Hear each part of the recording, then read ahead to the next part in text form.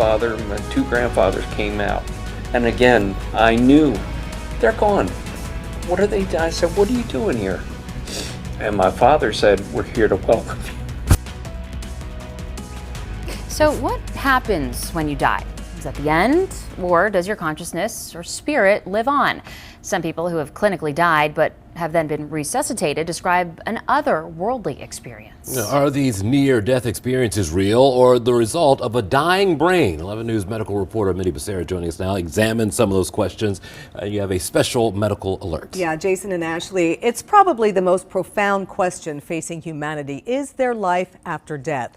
Many who have been pulled back from the brink of death say yes, because they have experienced it. But what does the science say? We first met Casey Brewer and his wife Cindy last August while doing a story about stroke awareness. And as we talked about his near fatal stroke, he shared a profound experience that happened while he was unconscious. I was walking in a dark hallway, and my wife was behind me, and I could hear her saying, I love you, please don't leave me. And at the end of the hallway was a door, and as I got closer to it, it opened. My father and my two grandfathers came out, and again, I knew they're gone. What are they doing? I said, what are you doing here? And my father said, we're here to welcome you. I knew what he meant, and I heard her say it again. She said, please don't leave me. I love you. And I said, I can't go, Dad, I love her too much. And he said, we understand, go back. And that's kind of when I started waking up. Casey is far from alone in his near-death experience, or NDE. There are hundreds of accounts online, people of all walks of life, sharing what happened to them while on the brink of death. The light was amazing. I wasn't aware of having a body-only consciousness. I heard my dad. I didn't question where this was I coming. felt more and more being pulled towards it, the most incredible feeling of being home and pure I love. say heard in quotes because it was not only the hearing, but a sense of touch and smell all rolled together. He said, Princess, it's not your time. So what's going on? Scientists are trying to find out. Here at the University of Virginia, there's a small department in the medical school called the Division of Perceptual Studies, where scientists have been studying near-death experiences for decades. Some researchers think it's just what your brain is doing when you're close to dying. So there's nothing really exciting going on. It's just a hallucination. Our research here at the Division of Perceptual Studies specifically is interested in these experiences as a way to look for evidence of some aspect of human consciousness surviving death. UVA scientists like Dr. Marietta Pelavanova have documented thousands of NDE cases. Dr. Pelavanova says they are not rare. Research shows 17% of critically ill patients report having an NDE. When you look specifically at cardiac arrest, that number goes up to between 18 and 23%.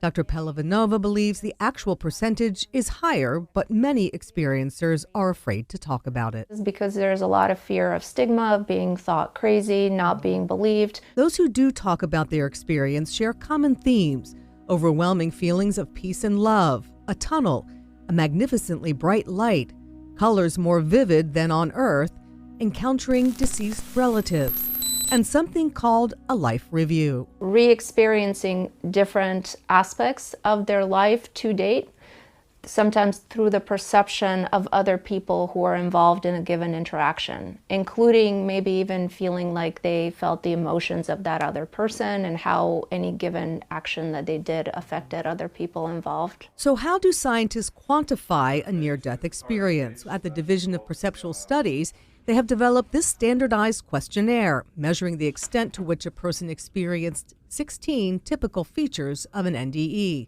A score of at least 7 out of a possible 32 constitutes a near-death experience. And not all experiences are pleasant. It was to this extreme blackness. October of 2023, Tommy McDowell spent days unconscious in the ICU, his organs shutting down due to sepsis. He suddenly found himself in an awful state. I have no vision, no sight, no body feeling, no breath, nothing. Just this total blackness. And it was terrifying. But he says that changed in an instant. I screamed out and I said, you know, my God, where are you? And that was when I had this incredibly overwhelming sense of peace and comfort. I don't have language to describe exactly how much it was.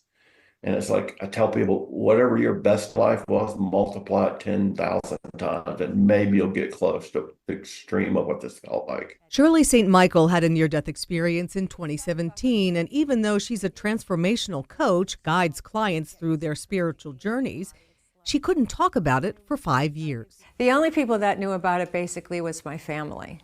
So when I think about it, like, yes, I'm coaching people, spiritual consciousness, about their own experiences, things like that.